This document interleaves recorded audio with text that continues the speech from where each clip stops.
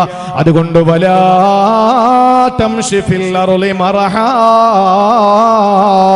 ഒരിക്കലും നീ അഹങ്കാരത്തോടെ നടക്കല്ലേ, അഹങ്കാരത്തോടെ യാത്ര ചെയ്യല്ലേ സഹോദരാ. നീ പോകുന്നത് ഇബാദത്താണ് എന്ന ബോധത്തോടെ നാളെ മുതൽ യാത്ര ചെയ്യുക. എഴുന്നേൽക്കുമ്പോൾ നിന്റെ മനസ്സിൽ വരേണ്ടതല്ലാ, യാത്ര എന്ന ഇബാദത്തിനു വേണ്ടി ഞാൻ എഴുന്നേറ്റിരിക്കുകയാ. യാത്ര ആരംഭിക്കുമ്പോൾ നീ ചിന്തിക്കണം, പടച്ചവനെ ഞാനൊരു ഇബാദത്തിലാണല്ലോ എന്ന്. ആ ഒരു ഇബാദത്തിന്റെ പ്രിയപ്പെട്ടവരെ ഇബാദത്തായി മാറാൻ അതിൽ ഒന്നാമതായി നമ്മൾ ചെയ്യേണ്ടത് അഹങ്കാരത്തോടെ നടക്കരുത് എന്നാണ്. ടൂ വീലർ ഓടിക്കുന്ന ചെറുപ്പക്കാരോട് പറയാ, എഴുതി വെച്ചിരിക്കുന്ന നെയിം ബോർഡ് നോക്കിയിട്ട് നിങ്ങൾ വണ്ടി ഓടിക്കണ്ട, അത് അലങ്കാരമല്ല അഹങ്കാരമാണ് എഴുതി വെച്ചിരിക്കുന്നത്. നിങ്ങളുടെ ശ്രദ്ധയിൽ പെട്ടിട്ടുണ്ടാകും. എന്തിനാ? ഇത് ഖുർആൻ പറഞ്ഞല്ലോ, അഹങ്കാരത്തോടെ നടക്കല്ലേ. ഇത് രണ്ടാമതായി നമ്മൾ ശ്രദ്ധിക്കേണ്ട കാര്യം എന്തെന്നറിയോ? യാത്ര പോകുമ്പോ പല പല അനുഭവങ്ങൾ നമ്മുടെ മുമ്പിലുണ്ട്, പല പല കാര്യങ്ങൾ നമ്മൾ കാണേണ്ടി വരും, പല പല കാര്യങ്ങളും നമ്മുടെ കൺമുമ്പിൽ നമ്മൾ കാണേണ്ടി വരും. അവിടെ എത്തുമ്പോ നമ്മൾ ചെയ്യേണ്ടത് എന്താണ്? സൂറത്തുൽ ഫുർഖാൻ 72-ാമത്തെ ആയത്തിലൂടെ അല്ലാഹ് പറയുകയാണ്, വഇദാ മർറൂ ബിൽ ലഗ്വി മർറൂ കിറാമാ.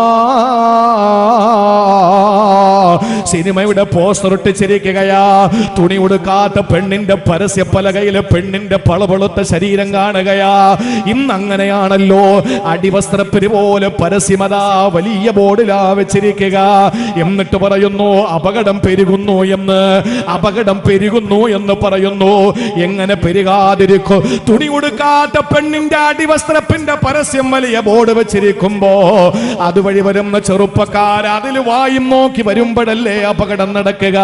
പ്രിയപ്പെട്ട സഹോദരങ്ങളെ, അപകടം ഇങ്ങനെ പെരുത്തുകൊണ്ടിരിക്കുമ്പോൾ ഞാൻ പറയാം എന്താണെന്നറിയോ? ബക്കറ്റ് കാര്യമായിട്ട് വേണം പറയാം കേട്ടാ. ബക്കറ്റ് ഞാൻ പറഞ്ഞിട്ടെടുത്താൽ മതി. ബക്കറ്റ് കളക്ഷനിൽ നമുക്ക് എന്തെങ്കിലും കിട്ടുള്ളൂ അല്ലേ? ഞാൻ പറയാം ഇൻഷാ അല്ലാഹ്. ഒരിക്കലും നമ്മൾ ഒരു അനിസ്ലാമിക അനാവശ്യ വസ്തുക്കളുടെ മുന്നിലൂടെ പോകുമ്പോ അതിനോട് നമ്മൾ താദാത്മ്യം പുലർത്തിയിട്ട് പോകാൻ പാടില്ല. മർറൂ കിറാമാ, പോകേണ്ടത് മാന്യന്മാരായിട്ടാ യാത്ര ചെയ്യേണ്ടത്. പോകുന്ന വഴിയരികില് പല രീതിയിലുള്ള ചിത്രങ്ങൾ നമുക്ക് കാണാം. അതെല്ലാം നോക്കിപ്പോയാൽ നിന്റെ നമസ്കാരം കസറാക്കാനുള്ള, നിന്റെ ദുആ സ്വീകരിക്കപ്പെടുമെന്ന് പറഞ്ഞ യാത്രയായ മാറാൻ കഴിയില്ല.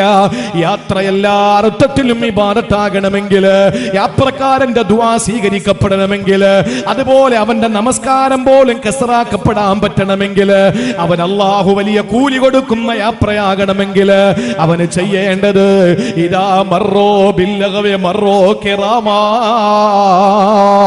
മാന്യനെ പോലെ നടന്നു പോകണമെന്ന. നിങ്ങൾക്കറിയോ അഷ്റഫുൽ ഖൽഖ് സല്ലല്ലാഹു അലൈഹി വസല്ലമയുടെ ബാല്യകാലത്ത് അന്ന് ഹബീബായ നബി തങ്ങൾ ഒരിക്കല് ആട്ടിൻപറ്റങ്ങളെയും മേച്ച് നടക്കുന്ന സമയത്ത് അവിടെ ഒരു കല്യാണം നടക്കുന്നു. ആ കല്യാണത്തിന്റെ ഒരുപാട് കല്യാണങ്ങൾ നമ്മൾ കണ്ടിട്ടുണ്ടല്ലോ. ആ കല്യാണങ്ങളിൽ ആർഭാടവും നമ്മൾ കണ്ടിട്ടുണ്ട്. ഇത് ഇന്ന് തുടങ്ങിയതല്ല. അറേബ്യയിലെ ഏതോ ഒരു കല്യാണത്തിന്റെ ആ ദിവസത്തിലെ മനോഹരമായ പാട്ട് കേൾക്കാൻ വേണ്ടിയിട്ട് നബി തങ്ങൾക്ക് മോഹം വന്നത്രേ. അങ്ങനെ കൂട്ടുകാര് തലേ ദിവസം ആ കല്യാണത്തിന് പങ്കെടുത്ത കൊച്ചുകുട്ടികള്, ആ കുട്ടികള് റസൂലുള്ളാഹിന്റെ മുന്നിൽ വന്നിട്ട് പറഞ്ഞു, ഇന്നലെ ഞങ്ങൾ ആ വീട്ടിൽ കല്യാണത്തിന് പങ്കെടുത്തു, എന്ത് രസമായിരുന്നു, പാട്ടുണ്ട്, ആട്ടമുണ്ട്. ഇതെല്ലാം പറഞ്ഞപ്പോ റസൂലുള്ളാഹിനെ കാണണമെന്ന് കൊതി വന്നു.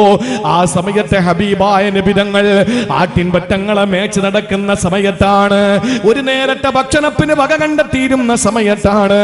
ആ സ്ഥലമെത്തിയപ്പോൾ സഹോദരങ്ങളെ, ഒരു കൂട്ടുകാരന്റെ കയ്യിൽ ആട്ടിൻപറ്റങ്ങളെ ഏൽപ്പിച്ചിട്ടത് കാണാൻ വേണ്ടി പോയി. റസൂലുള്ളാഹി തങ്ങളാ രാത്രി കിടന്നുറങ്ങുന്നു. രാവിലെ നേരം വെളുക്കുമ്പോഴാണ് കല്യാണത്തിന്റെ ആർഭാടം ആരംഭിക്കുക. അവിടുത്തെ ആട്ടും പാട്ടും ആരംഭിക്കുന്നത് രാവിലെയാണ്. രാത്രി കിടന്നുറങ്ങുന്ന പ്രവാചകൻ അല്ലാഹുവിന്റെ ഹബീബ് മുഹമ്മദ് എന്ന കുഞ്ഞുബാലനെ അല്ലാഹു അങ്ങ് ഉറക്കിക്കളഞ്ഞില്ലേ? അല്ലാഹുവിന്റെ ഹബീബ് അങ്ങ് ഉറങ്ങുകയാ, നന്നായിട്ട് ഉറങ്ങുകയാ. യാതൊരു ബോധവുമില്ലാതെ ഉറങ്ങിപ്പോയി. പോയി. എപ്പോഴാണ് ഉണർന്നതെന്നറിയോ? സൂര്യന്റെ രശ്മികൾ തന്റെ ശരീരത്തെ വന്ന് പതിച്ച പോലെ ചാടി എഴുന്നേക്കുകയാ. അപ്പോഴേക്ക് പാട്ടും കൂത്തും അവസാനിച്ചിരുന്നു. അല്ലാഹുവിന്റെ റസൂലിനെ സംരക്ഷിച്ചതാണ് അല്ലാഹു തആല. കാരണം ബാലചാപല്യം പോലും ഇല്ലാത്ത നിലയിൽ അല്ലാഹുവിന്റെ ഹബീബ് അത്രയും സാദിഖായി അൽ അമീനായി മഅസൂമായി പ്രവാചകനെ അല്ലാഹു സംസ്കരിച്ചുകൊണ്ട് വഇന്നക ലഅലാ ഖുലുഖിൻ അലീം, മഹത്തായ സ്വഭാവത്തിന്റെ ഏറ്റവും വലിയ പ്രതീകമായി അല്ലാഹു മാറ്റുമ്പോ പ്രിയപ്പെട്ട ചെറുപ്പക്കാരോട് പറയാനുള്ളത്, എന്റെ സഹോദരിമാരോട് പറയാനുള്ളത്, ഒരിക്കലും നമ്മൾ നടന്നു പോകുന്ന യാത്രകളിൽ കാണുന്ന അനിസ്ലാമിക പ്രവർത്തനങ്ങളെ നിങ്ങൾ കാണരുത്. ഒരിക്കലും നിങ്ങളുടെ യാത്രകളിൽ ആരോടും നിങ്ങൾക്ക് ഇതുപോലുള്ള അസഭ്യമായ പ്രവർത്തന ശൈലികൾ ഉണ്ടാകാൻ പാടില്ല. എന്നാ നിങ്ങളെ സംബന്ധിച്ചിടത്തോളം നിങ്ങളുടെ ജീവിതത്തിൽ അല്ലാഹു തരുന്ന യാത്രകളില് ആ യാത്രകളിൽ ഉണ്ടായേക്കാവുന്ന പ്രാർത്ഥനകളുടെ ഇജാബത്ത് നഷ്ടപ്പെടുകയാ. ആരാധനകൾ അല്ലാഹു തആല ചുരുക്കിയിട്ട് കസറാക്കാൻ പറയുന്ന അവസ്ഥയിൽ അല്ലാഹു നിങ്ങളുടെ യാത്രകളെ പരിശുദ്ധമാക്കേണ്ടതുണ്ട്. അതുകൊണ്ട് സൂക്ഷിക്കണേ. പടച്ചവനതിന് തൗഫീഖ് തരട്ടെ, അല്ലാഹു തൗഫീഖ് തരട്ടെ. ദൈനംദിന ജീവിതത്തിൽ ഉണ്ടാകുന്ന കാര്യങ്ങളാണ്. ഖബർ എത്ര കൊല്ലം കൊണ്ട് കേൾക്കാൻ? അന്ന് വന്ന മലക്ക് തന്നെ എപ്പോഴും വരുന്ന മാറ്റമൊന്നും വന്നിട്ടില്ല. സിറാത്തും സ്വർഗവും നരകവും ഒക്കെ പണ്ട് നമ്മൾ കേട്ട അതേ അവസ്ഥ തന്നെ ഇപ്പോഴും ഉള്ളത്. എന്ന് സ്വർഗം കേട്ട് ഫാത്തിമ ബീവിയുടെ മരണവും ഖദീജ ബീവിയുടെ കല്യാണവും ആയിഷ ബീവിയുടെ രോഗവും കേട്ട് ആ കൊള്ളാം, പ്രസംഗം കൊള്ളാം, മാർക്കിട്ട് കൊള്ളാമായിരുന്നു എന്നൊക്കെ പറഞ്ഞ് പോയിട്ട് നമുക്ക് എന്തെങ്കിലും ഗുണമുണ്ടോ? അവരുടെ ബറക്കത്ത് നമ്മുടെ ജീവിതത്തിൽ ഉണ്ട് എന്നതിനപ്പുറത്ത് നമുക്ക് അത്യാവശ്യമായി പഠിക്കേണ്ട കുറെ കാര്യങ്ങളുണ്ട്. നിസ്കാരത്തിന്റെ വിഷയം തന്നെ ഒന്ന് എടുത്തു നോക്ക്. എന്തെല്ലാം കാര്യങ്ങൾ നിസ്കാരത്തിൽ നമ്മൾ പഠിക്കേണ്ടതുണ്ട്. പക്ഷെ നിസ്കാരം എന്നൊരു വിഷയം വെച്ച് ആരെങ്കിലും ഒരു വഴലേക്കാൻ വരൂല.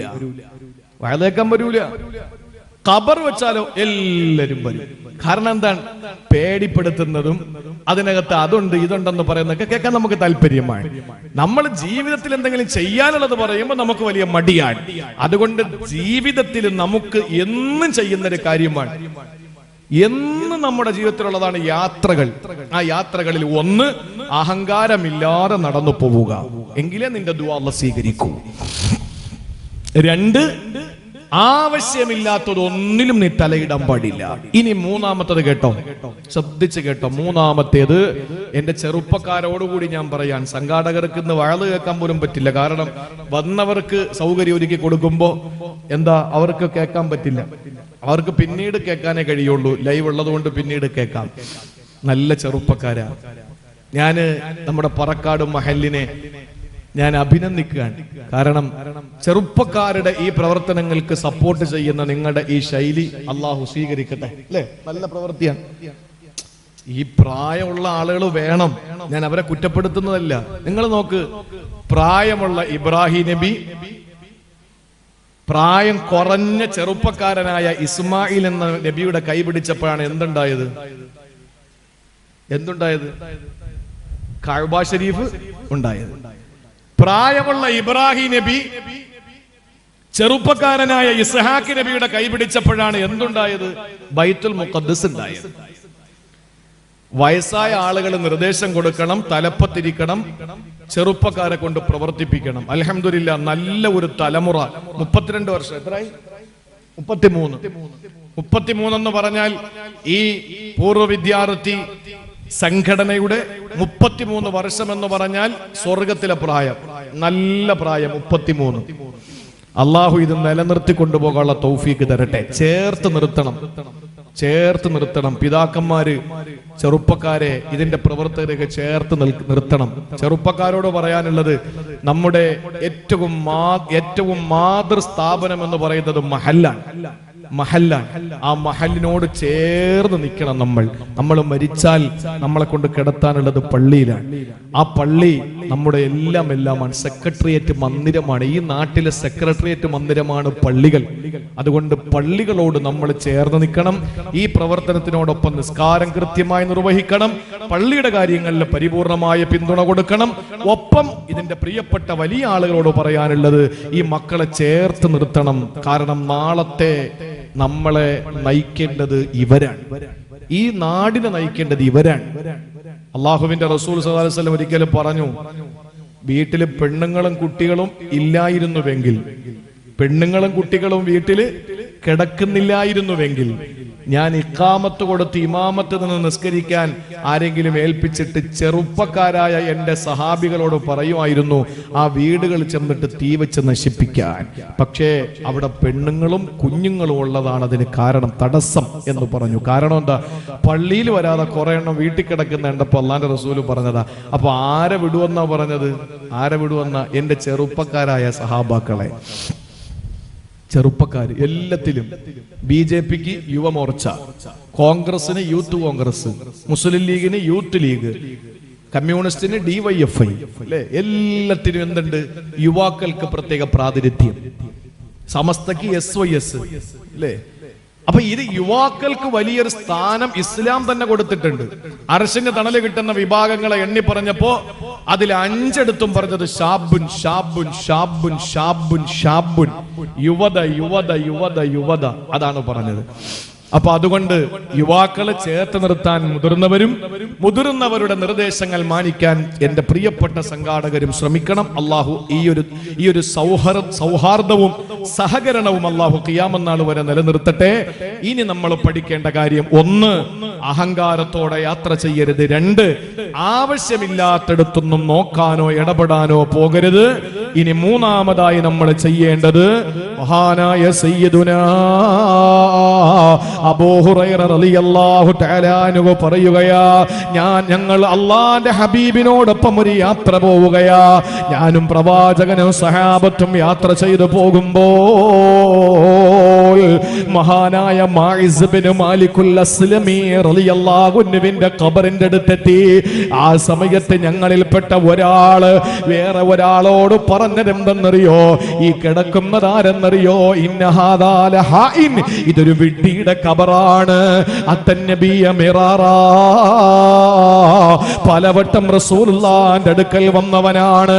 കുല്ലു ദാലിക യർദുഹു, അപ്പോഴെല്ലാം റസൂൽ പോടാ പോടാ എന്ന് പറഞ്ഞ് തിരികെ വിട്ടവനാ. ഹത്താ ഖുതില കമാ യുഖ്തലുൽ കൽബു, അവസാനം പട്ടിയെ കൊല്ലും പോലെ ഞങ്ങൾ അവനെ കൊന്നുകളഞ്ഞു. ഇതാരെ പറ്റിയാണ് പറഞ്ഞതെന്നറിയോ? ഒരു ദിവസം റസൂലുള്ളാഹിന്റെ സദസ്സിലേക്ക് ഒരു സഹാബി കടന്നു വരികയാ. പേര് മാഇസ് ബിൻ മാലിക്കുൽ അസ്ലമി റളിയല്ലാഹു തആല അൻഹു എന്ന. അദ്ദേഹം വന്നിട്ട് പറഞ്ഞു, യാ റസൂലല്ലാഹ് ത്വഹിർനി യാ ഹബീബല്ലാഹ്, എന്നെ ശുദ്ധിയാക്കണം നബിയേ, എന്നെ കഴുകണം നബിയേ, എന്നെ മാലിന്യത്തിൽ നിന്ന് രക്ഷപ്പെടുത്തണം റസൂലേ. ചോദിച്ചു, എന്താ മാഇസേ? നബിയേ സനയിതു യാ റസൂലല്ലാഹ്, ഞാനൊരു പെണ്ണുമായി വ്യഭിചരിച്ചു പോയി നബിയേ.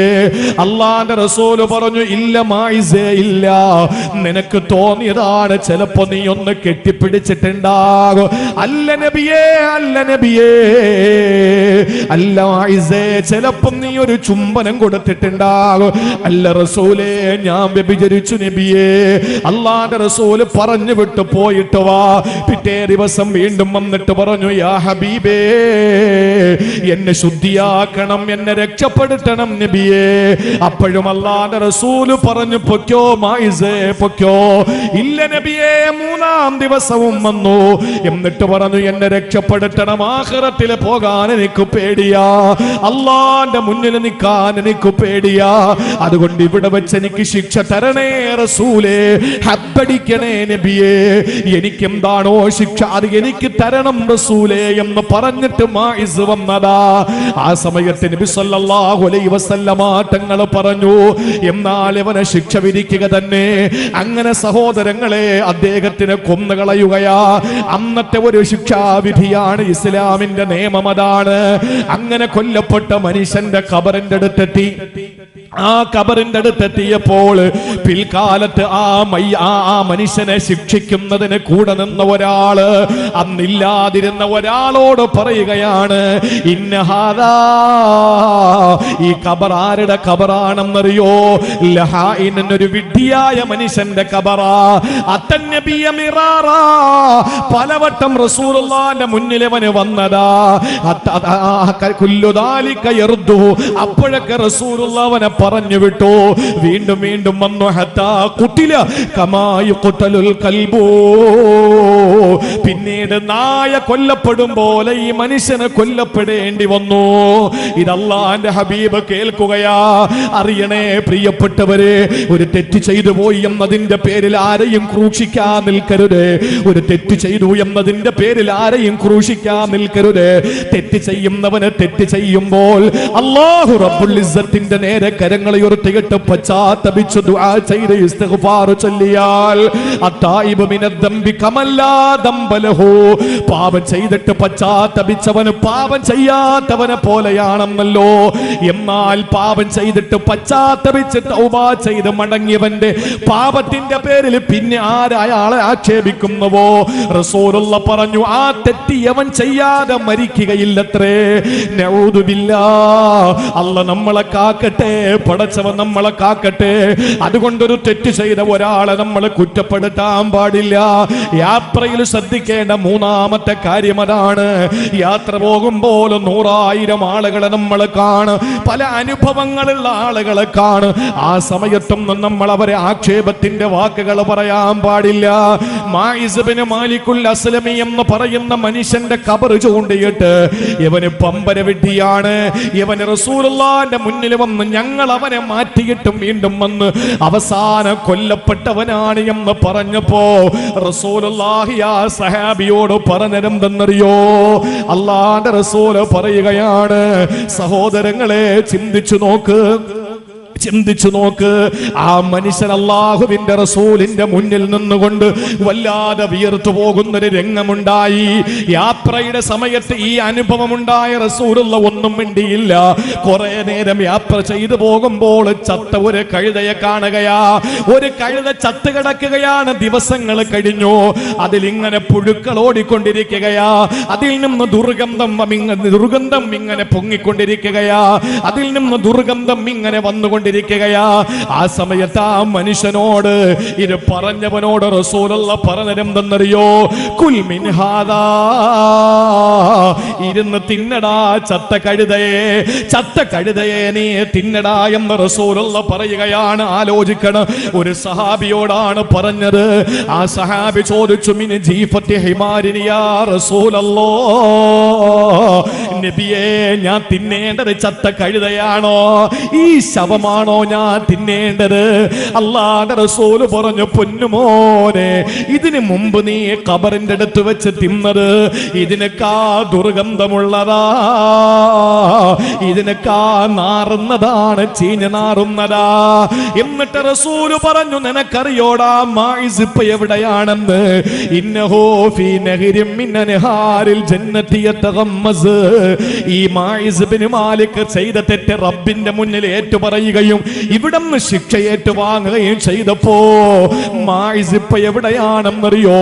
ഇന്നഹു ഫീ നഹരിൻ മിൻ അൻഹാരിൽ ജന്ന. അടിവാരത്ത് അഴിവി ഒഴുകുന്ന സ്വർഗത്തിന്റെ തോപ്പിൽ അല്ലാഹുവിന്റെ റസൂൽ പറയുന്നു, ആ അനുഗ്രഹീതമായ നദികളിൽ മുങ്ങിക്കുളിച്ചു കൊണ്ടിരിക്കുകയാ. അവൻ ഇന്ന് അരുവികളിൽ ആറാടിക്കൊണ്ടിരിക്കുകയാ. മക്കളെ, ഇതാരെ പറ്റിയാണ് പറഞ്ഞത്? ഒരു വ്യഭിചാര സാഹചര്യത്തിന്റെ സമ്മർദ്ദം മൂലം ചെയ്തു പോയി, ചെയ്ത തെറ്റല്ലാന്റെ മുന്നിൽ ഏറ്റുപറഞ്ഞു പശ്ചാത്താപബോധത്തോടെ വന്ന് ഹബ്ബടി ഏറ്റുവാങ്ങിയ പ്രിയപ്പെട്ട അനുചരനെ പറ്റി പരാതി പറഞ്ഞ, അയാളെ പറ്റി പരദൂഷണം പറഞ്ഞവനെ ചപ്പ ശവത്തെ കഴുതയെ തിന്നാൻ കൊടുക്കുകയും എന്നിട്ട് ആ മരണപ്പെട്ട് കബറി കിടക്കുന്ന പാപിയായ മനുഷ്യന് സ്വർഗത്തിന്റെ അരുവികളിൽ കുളിക്കുകയാണ് എന്ന മനോഹരമായ ഏറ്റവും നല്ല വിശേഷണം കൊണ്ട് വിശേഷിപ്പിക്കുകയും ചെയ്തെങ്കിൽ, സഹോദരങ്ങളെ, യാത്രയിൽ പല അനുഭവങ്ങളും നമ്മൾ പറയാറുണ്ട്. ആളുകളെ പിച്ച് ചീന്താറുണ്ട്. ചെയ്തു പോയ തെറ്റിന്റെ പശ്ചാത്താപം അറിയാതെ നമ്മൾ അവരെ ആക്ഷേപിക്കാറുണ്ട്. അരുതരുതേ. നിങ്ങളുടെ യാത്രകളിൽ അല്ലാഹു ദുആ സ്വീകരിക്കണമെങ്കിൽ നിങ്ങളുടെ യാത്ര നിസ്കാരം ജമ്മ് ചെയ്യാനും കസ്ർ ചെയ്യാനും പറ്റുന്ന നിലയിൽ ആ നമസ്കാര പുണ്യ ഇബാദത്ത് ആ യാത്ര ഇബാദത്തായി മാറണമെങ്കിൽ മൂന്നാമതായി ശ്രദ്ധിക്കേണ്ടത്, നമ്മൾ യാത്രകളിലും മറ്റുള്ളവരെ പറ്റി തിന്നാൻ പാടില്ല. ഇതാണ് മൂന്നാമത്തെ കാര്യം. മൂന്നാമത്തെ കാര്യം ഇതാണ്, മറ്റൊരാളെ പറ്റി നമ്മൾ ഒരു അക്ഷരം പറയാൻ പാടില്ല. ഇന്ന് ഒരു തെറ്റ് ചെയ്തവൻ, ആ തെറ്റ് ചെയ്തവര് ചിലപ്പോ അതിന്റെ വേദനയിൽ പടച്ചവനോട് കാര്യം പറഞ്ഞിട്ട് കൃത്യമായി പശ്ചാത്തപിച്ച് മടങ്ങിയിട്ടുണ്ടാവും. നമുക്ക് വല്ലതും അറിയോ പൊട്ടന്മാര്? നമ്മൾ ഇങ്ങനെ പറഞ്ഞു നടക്കും. അപ്പൊ എന്താ സംഭവിക്കുന്നത്? അയാളുടെ തൗബ അല്ലാഹ് സ്വീകരിച്ചു. എത്രത്തോളം എന്നറിയോ?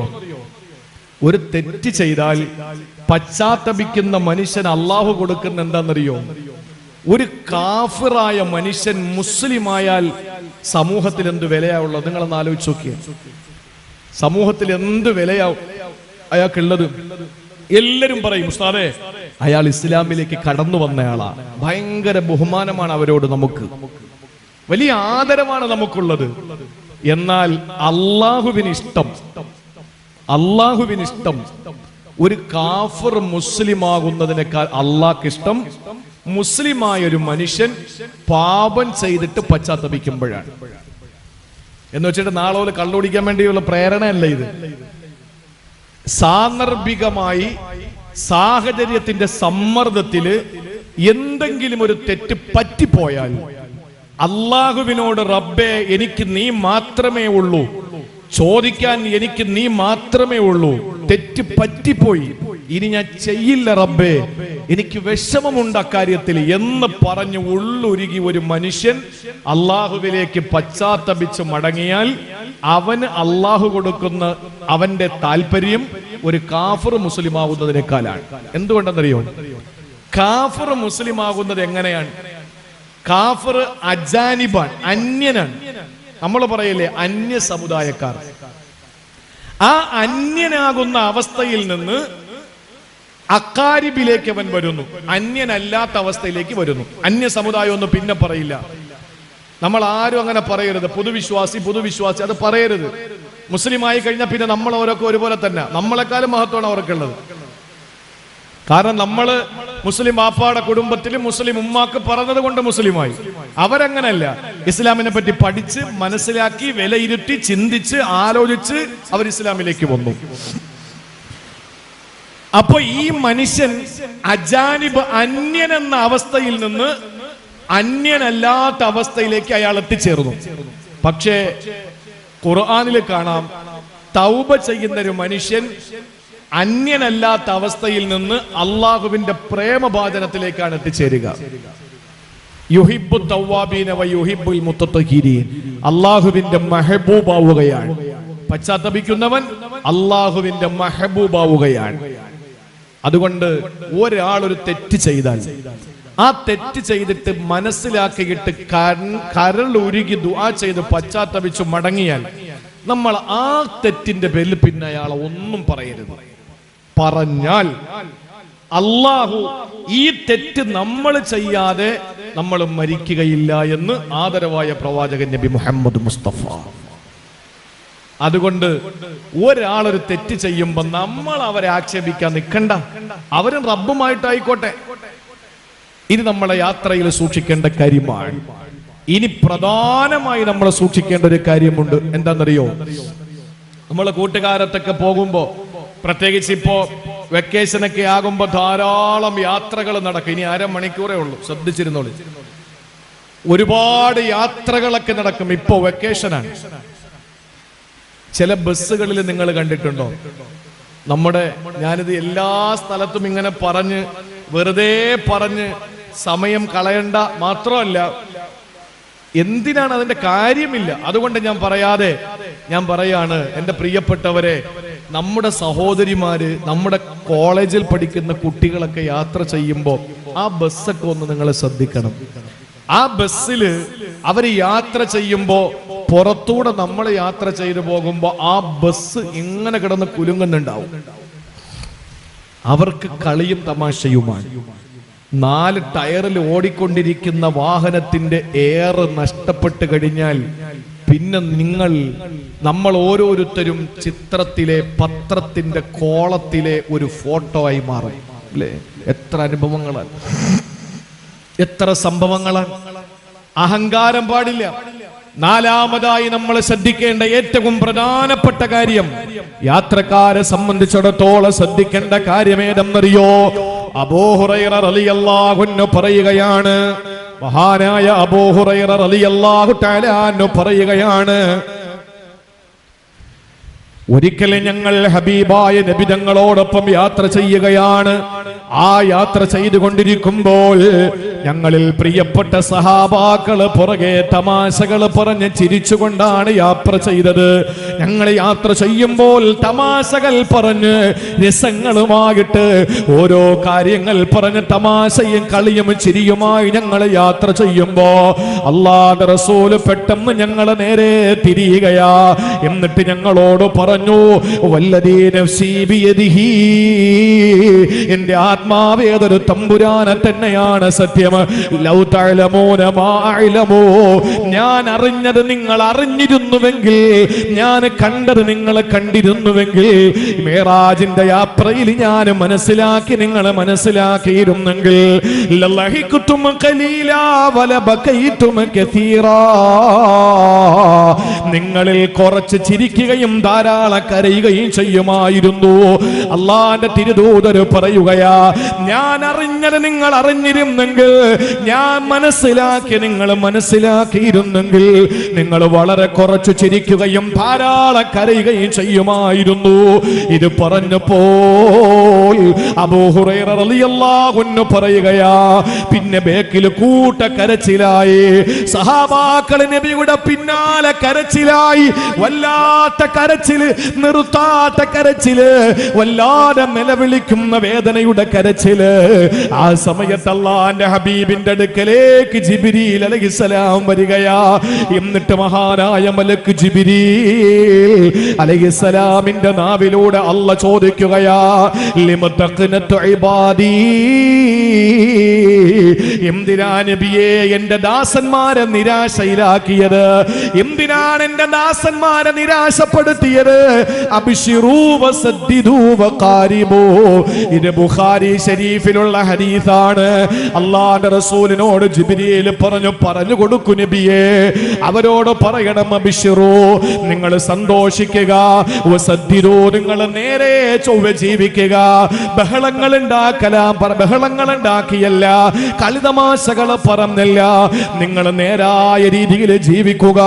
വഖാരിബൂ, അല്ലാഹുവിലേക്ക് നിങ്ങൾ അടുക്കുക, അല്ലാഹുവിലേക്ക് നിങ്ങൾ ലയിച്ചു ചേരുക.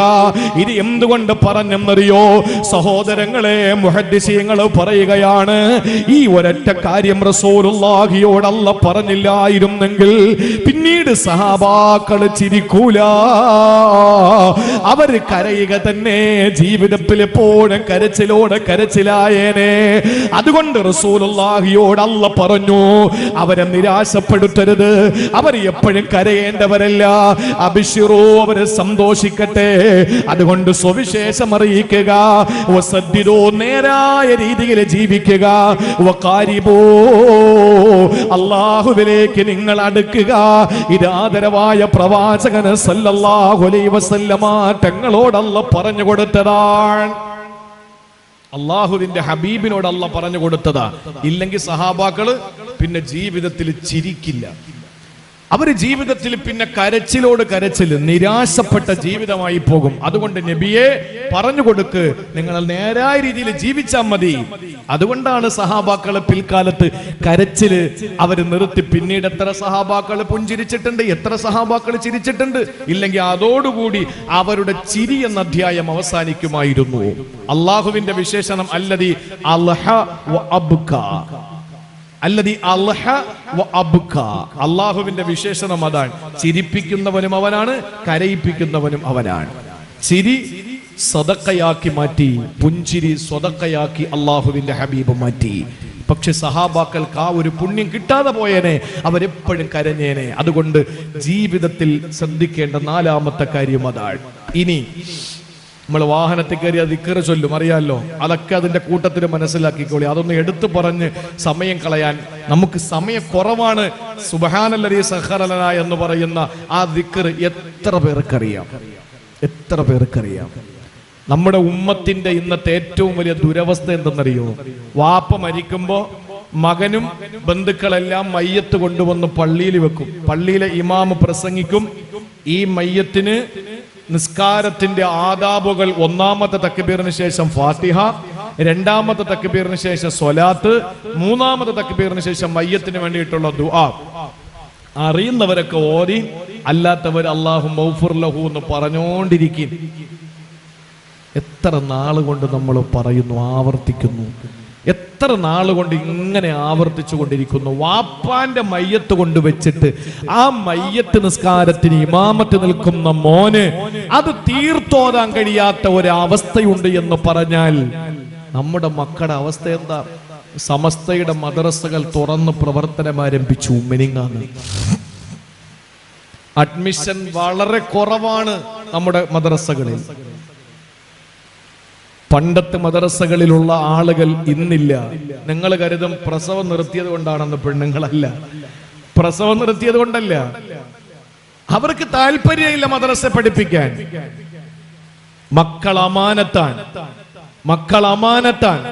അതുകൊണ്ട് എന്റെ പ്രിയപ്പെട്ട സഹോദരങ്ങളെ, മദ്രസ വിദ്യാഭ്യാസം പോലെ മറ്റൊരു വിദ്യാഭ്യാസം ഞാൻ പിന്നെ നമ്മുടെ എന്താണ് ആ പ്രസംഗ സ്ഥലം എവിടെ?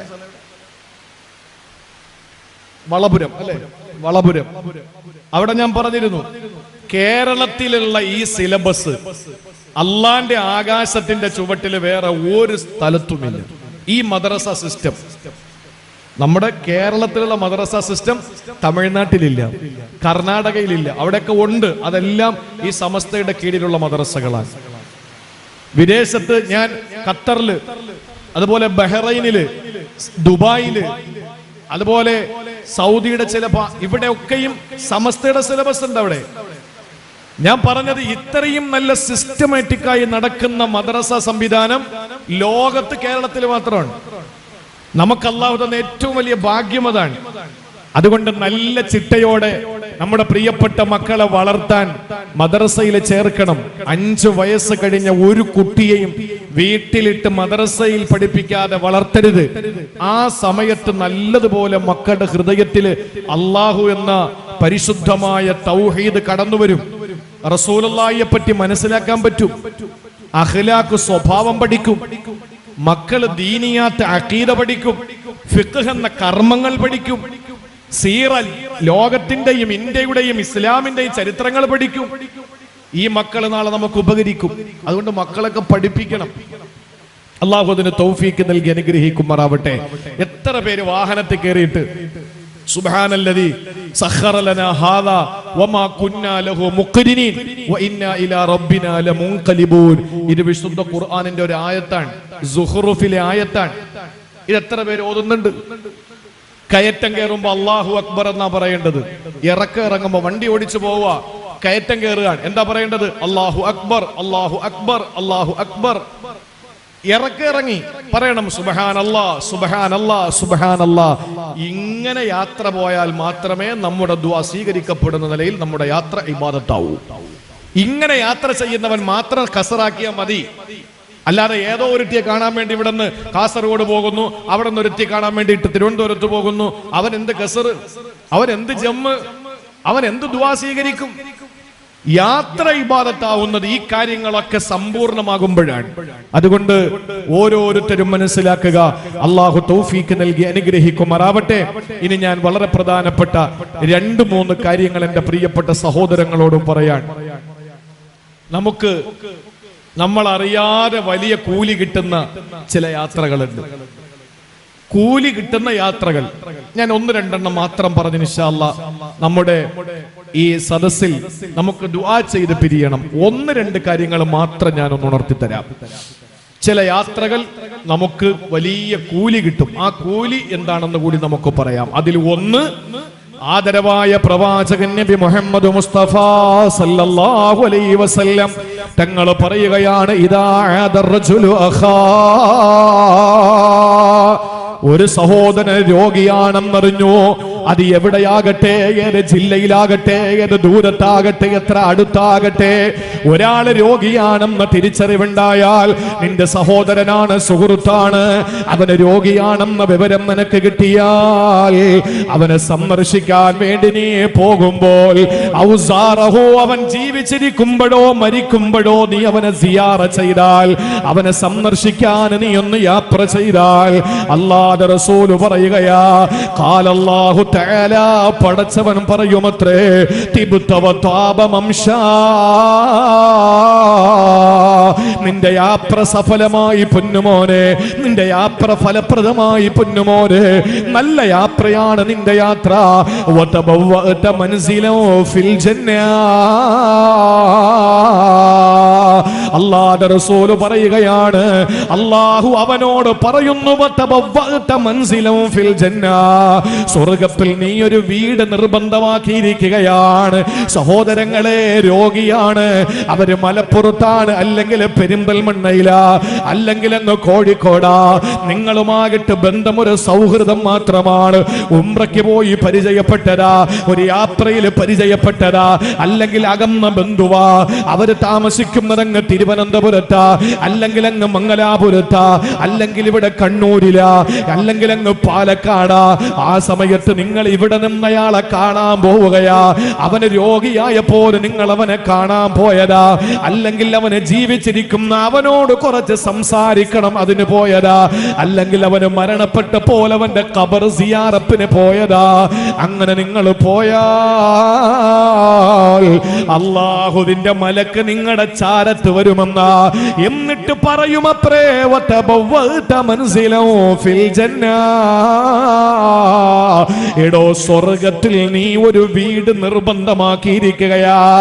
തന്റെ സഹോദരൻ രോഗിയാണ്, ആ രോഗ സന്ദർശനം നടത്താൻ നമ്മളൊന്ന് പോയി കഴിഞ്ഞാൽ അത് പപ്പ് ചുവടങ്ങോട്ട് വെക്കുന്നതാകട്ടെ, നിനക്ക് അല്ലാഹു തരുന്ന കൂലി എന്തെന്നറിയോ?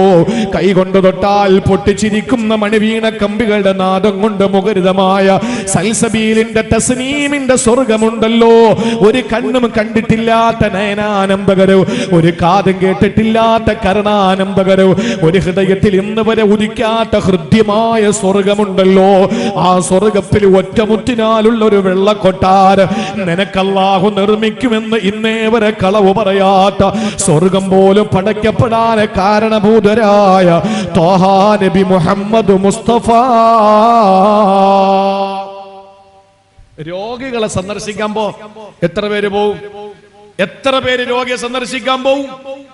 ഒരു രോഗം അപ്പുറത്തെ വീട്ടുകാരന് രോഗമാണെന്നറിഞ്ഞാൽ നമ്മൾ പോകണം. അവിടെ ചെന്ന് പുറത്ത് നിന്നിട്ട് തല മാത്രം അകത്തിട്ട് സുഖമാണോന്ന് ചോദിച്ചിട്ട് വരരുത്. റസൂലുള്ളാഹിന്റെ രീതി പഠിപ്പിച്ചു. കേറി നിന്റെ കൈ കൊണ്ട് അവന്റെ തലയിൽ കൈവച്ചിട്ട്, അവന്റെ നെറ്റിയിൽ കൈവച്ചിട്ട് അവന്റെ രോഗവിവരം അന്വേഷിക്കണമെന്ന് നബി മുഹമ്മദ് മുസ്തഫ.